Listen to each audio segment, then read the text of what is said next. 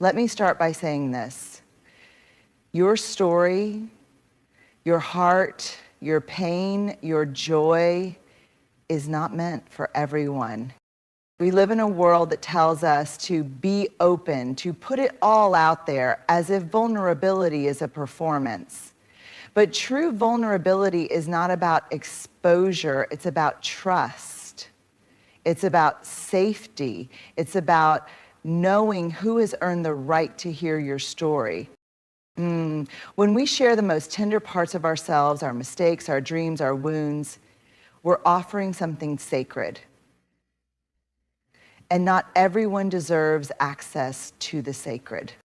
Vulnerability is not weakness, it's not a flaw, it's not something to be fixed, hidden, or apologized for. Vulnerability is our most human expression. It's the part of us that says, this is me, unarmored, unedited, real. But here's the thing, just because it's real doesn't mean it belongs everywhere. We've been taught that being vulnerable means sharing everything with everyone, posting our deepest fears online, confessing our personal battles to strangers, speaking before we've processed, and sometimes we do it hoping someone will catch us, will hold our truth with gentleness and say, me too, you're not alone. But when vulnerability becomes performance, when it becomes content, not connection, we strip it of its sacredness. Vulnerability is a sacred act. It is something we offer to those who have proven they can hold it with integrity. It's not for the crowd, it's for the circle. The ones who lean in when things get uncomfortable. The ones who don't weaponize your honesty. The ones who don't treat your story like a piece of gossip or a fleeting moment of entertainment. Sharing yourself deeply is a gift, not a transaction. Being vulnerable isn't about being open with everyone. It's about being open with the right people. People who will not just listen, but see you. People who won't just hear your pain, but honor it. That's when vulnerability becomes powerful, when it's protected by discernment. We can't make sacred what we keep scattering carelessly. So if you're holding something tender right now, pain, joy, confusion, grief, pause before you share. Ask yourself, is this person safe for my truth? Not just kind, not just present, but safe. Because when you begin to see your vulnerability sacred, you'll stop handing it to people who haven't earned the right to carry it. And when you treat your story with reverence, you teach others how to treat you too. There's a quiet power in knowing that not everyone deserves access to your inner world. We are taught to be open, to share, to connect. And while connection is one of the deepest human needs, we often forget that connection without discernment is exposure. It's like leaving the front door of your home wide open and wondering why strangers walk in and rearrange the furniture. Your inner world, your thoughts, your fears, your childhood wounds, your hopes that feel too tender to say out loud is not a public park, it's a private garden, and not everyone gets to walk through it. Some people haven't earned the right to know your story, not because you're judging them, but because they haven't shown they can handle it with care. Maybe they've dismissed your feelings in the past. Maybe they've broken confidences or used your openness as a tool to control, manipulate, or gossip. Or maybe they simply don't have the capacity to meet you in that deep place, and that's okay. We often feel pressure to be transparent as if withholding is dishonest, but there's a difference between being dishonest and being discerning. Setting emotional boundaries isn't about hiding. It's about honoring what's sacred within you and choosing wisely who you let in. Ask yourself, have they held space for me before without judgment? Do they have a track record of keeping my trust? Do I feel more whole or more fragmented after I talk to them? These are the questions we rarely ask ourselves when we're rushing to be liked, to be accepted, or to belong, but they are essential to emotional well-being. Your inner world is layered, complex, beautiful. It's made of lived experiences, heartbreaks, hard-earned wisdom, and dreams you're still growing into. That is sacred ground. And people need to show you, not just tell you, that they can walk that ground respectfully. And here's the truth. Some people may feel entitled to your vulnerability. They may say, "You used to tell me everything," or guilt you with, "I'm your friend, why won't you open up?" But your emotional boundaries are yours to hold. You get to evolve, you get to be more protective with your truth. You don't owe anyone access just because they ask. Protecting your inner world isn't being guarded, it's being wise. So give your depth to people who have depth. Share your truth with those who listen with their whole heart. Let your story be met by someone who doesn't just hear you, but gets you. The rest, they can stay outside the gate. With love, but with clarity. We often confuse the two, especially in a culture that celebrates rawness, openness, and telling it like it is. And while those values can be powerful when grounded in truth and trust, they become dangerous when they're mistaken for emotional intimacy. Authenticity is about being real. Oversharing is often about being raw without readiness. There's a difference. Authenticity is thoughtful, it's intentional, it comes from a grounded place inside you, a place that knows who you are and what you're choosing to reveal and why you're choosing to reveal it. It invites connection, but also respects emotional boundaries, yours and others. Oversharing, on the other hand, is usually reactive. It comes from a place of seeking relief, approval, or control. It can feel like emotional dumping. It's when we spill our deepest pain, trauma, or confusion in places or with people who haven't earned the right to hold it. It often leaves us feeling more exposed than connected, more scattered than seen. And yet oversharing can wear the costume of bravery. It can look like, look how open I am, look how much I trust. But real trust is quiet, it's built slowly. It's not proven by how much we reveal. It's proven by how safe and honest we feel while revealing it. Sometimes when we overshare, we're trying to fast track closeness. We think, if I tell you everything right now, maybe you'll accept me. Maybe I'll matter to you. That's not connection. That's desperation dressed up as disclosure. Authenticity says, I choose to show up as my full self, but I don't need to unpack everything at once. I can have boundaries and still be real. I can be honest and still be wise. Oversharing says, if I tell you everything, maybe I won't feel alone. Maybe I'll feel in control. Maybe you'll stay. But the truth is, what we rush to share often becomes a weight we regret carrying later. We all want to be known, but the desire to be known doesn't mean we have to hand over our entire life story in the first conversation. There is strength in being selective. There is clarity in saying, this part of me is still healing, I'm not ready to share it yet. There's a difference between being expressive and being exposed. And here's the beauty of it. Authenticity doesn't need to be loud to be powerful. It doesn't need a stage or a social media post.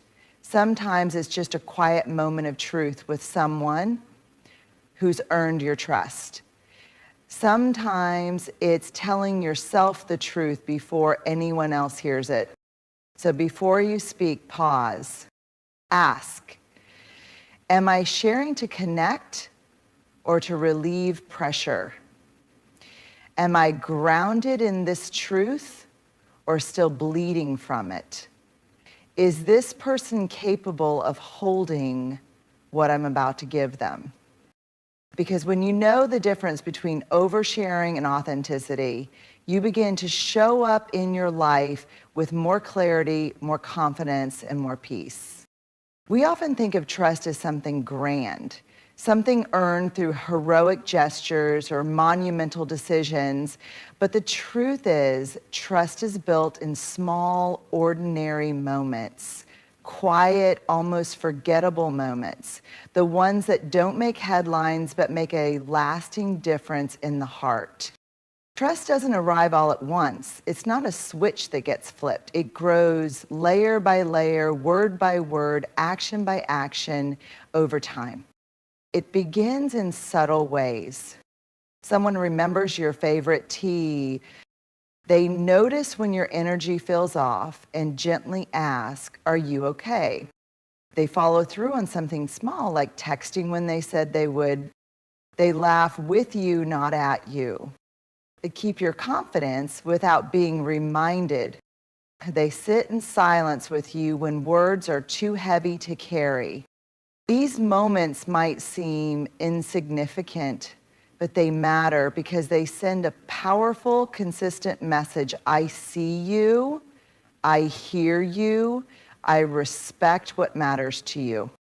And we begin to believe, maybe I can be myself here, maybe I'm safe. That's how trust grows, not with fireworks, but with flickers. But let's be honest, small moments can break trust too. A promise that's casually forgotten. A dismissive comment disguised as a joke. A story you shared in confidence passed along without your consent. The silence that follows when you expected support. The eye roll when you finally opened up. These things may feel minor in the moment, but they leave a mark. They chip away at the safety we were starting to build. And enough of those chips and the structure collapses. That's why trust isn't about perfection, it's about consistency. It's not about grand apologies, it's about accountability. It's the difference between I'm here for you and actually showing up when it counts, even in the smallest way. It also works both ways. We don't just need to look for trustworthy people, we need to be trustworthy people. And that begins with how we show up in the little moments. Do we listen with presence? Do we protect what was shared with us? Do we remember what matters to the people we care about? Do we respond with empathy rather than fix-it mode? Because every interaction, no matter how small, is a vote for or against trust. And here's something most people forget. You build trust with yourself the same way. When you keep your own promises, when you honor your intuition, when you treat your emotions with respect instead of shame, those small moments where you choose yourself, even quietly, that's self-trust in action. So the next time you wonder whether you can trust someone or whether they can trust you, don't just look at the big things. Look at the little ones. The way they pause to listen, the way they hold your story without trying to fix it, and the way they say, I don't have the answers, but I'm here. Because trust isn't built with one big act. It's built in the small, ordinary, unremarkable moments that, when added together, become everything. We live in a culture that often glorifies loudness. Say it all, share it now, speak your truth. Always. But here's what that culture forgets. Sometimes silence isn't secrecy, it's self-protection. There are moments in life when our inner world feels too raw, too tender, too sacred to be spoken aloud. And in those moments, choosing silence doesn't mean we're hiding, it means we're healing. Not everything we carry is ready to be shared. Some truths need time to settle. Some wounds need space to scab over before we speak of them. And some emotions need to be understood by us first before they can be handed to anyone else. Choosing silence isn't avoidance, it's discernment. It's the quiet wisdom that says, not now, not yet, not with them. And that's not shameful, that's strong. We confuse silence with secrecy because we've been taught that if we're not speaking, we're suppressing. But there's a huge difference between withholding because of fear and withholding because of self-respect. Silence, when rooted in intention, is a boundary. It says, I'm not ready. I'm still making sense of this. Don't trust this space to hold what I'm carrying. I need to protect my peace more than I need to explain myself. There are people who will pressure you to talk. They'll say, you're being distant or you're shutting me out. But silence is not rejection. Sometimes silence is the safest thing we can offer ourselves. And let's be honest, how many times have we shared something too soon and walked away feeling exposed, misunderstood, or even betrayed? That's the risk of premature vulnerability. When we speak before we're ready, we hand over unprocessed emotions to people who may not know what to do with them, or worse, may not even care. There's power in holding your truth until you feel steady enough to carry it into the world. So if you're silent right now, if you're keeping something close to your chest, know this. That doesn't make you dishonest. That doesn't mean you're hiding. It means you're still honoring your own timing. It means you are choosing self-protection over performance.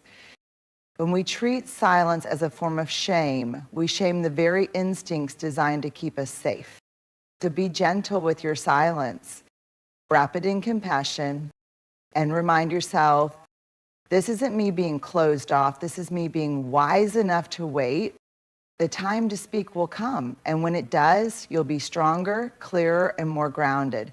And the people who deserve your voice, they'll still be listening. There are parts of our lives so intimate, so raw, that they don't just hold our memories, they hold our meaning. They are the stories that shaped us, the wounds we carry, the hopes we whisper only to ourselves. These things, our most personal truths, are not disposable. They deserve to be treated with extraordinary care. But too often, we're taught the opposite. We're told that being vulnerable means being open with everything all the time, that if we're authentic, we shouldn't be afraid to spill our truths into any room, any conversation, any timeline. But here's what that mindset gets wrong. Your most personal truths are not just content. They're part of your emotional DNA. They are not meant to be offered casually or consumed quickly. They are not meant to be passed around or dissected by people who don't understand what it took to survive them. Just like we wouldn't hand someone a fragile piece of glass without saying, be careful, it's delicate, we shouldn't hand people our deeply personal stories without asking, can they hold this with care? Do they have the depth, the empathy, the maturity to receive this well? Some things deserve to be kept close, not because we're ashamed of them, but because they are precious. There is sacredness in privacy. And that's something our fast, noisy, oversharing culture often forgets. Your grief, your trauma, your mistakes, your spiritual journey, your most vulnerable questions, these are sacred pieces of your humanity. Not secrets, not shameful, sacred. And sacred things aren't shared recklessly. They're protected, nurtured, honored. Here's the truth. The more personal something is, the more careful we need to be about who, how, and when we share it. It's not about being guarded, it's about being grounded. It's about knowing that when you speak your truth, it deserves to land in a place that can hold it with reverence, not curiosity, not gossip, not judgment. And this also applies to how we treat other people's personal truth. When someone trusts us with something deeply personal, that is a sacred offering. They are saying, here, this is a piece of me, please handle it gently. And we are responsible for how we hold that truth, whether we offer safety or suspicion, compassion or correction. That moment tells them whether they were right to trust us or not. So let's treat our personal stories and the stories of others like they matter, because they do. And if you're carrying something heavy right now, something personal, something you've been holding inside, remember, you're not wrong for being cautious. You're wise. Waiting until you feel safe, ready, and supported isn't weakness. It's self-respect. Your story matters. So let it be told with intention, with care, and only to those who will hold it with both hands and a whole heart. Not everyone gets a front row seat to your soul. And that's not about ego, it's about emotional wisdom. In a world that pushes us to reveal everything, to explain ourselves endlessly, to turn even our deepest wounds into content, it takes courage to say, no, this part of me is mine. Protecting your personal life doesn't make you cold. Holding boundaries doesn't make you secretive. Being selective with your truth doesn't make you fake. It makes you discerning. It makes you whole. Trust isn't built through overexposure. It's built in quiet consistency, in the little moments where safety is proven, not promised, in the relationships where your silence is respected as much as your words. So when you choose to share your story, do it with intention. Choose people who listen with their hearts, who make space, not noise, who earn the right to know you, not just the highlight reel, but the whole human underneath. And until you find those people, it's okay to stay silent. It's okay to keep your story close, because the most personal things deserve the most care. And your vulnerability is sacred. Handle it like something holy. You don't owe anyone access to the parts of you still healing. You don't owe anyone an explanation for your quiet. You owe yourself the dignity of being protected by your own boundaries. So stand in that truth. Don't share your personal life with just anyone. Share it with those who've shown you they can carry it well. That isn't selfish. That's how we love ourselves back into safety. That's how we build real connections, slowly, intentionally, and always with care.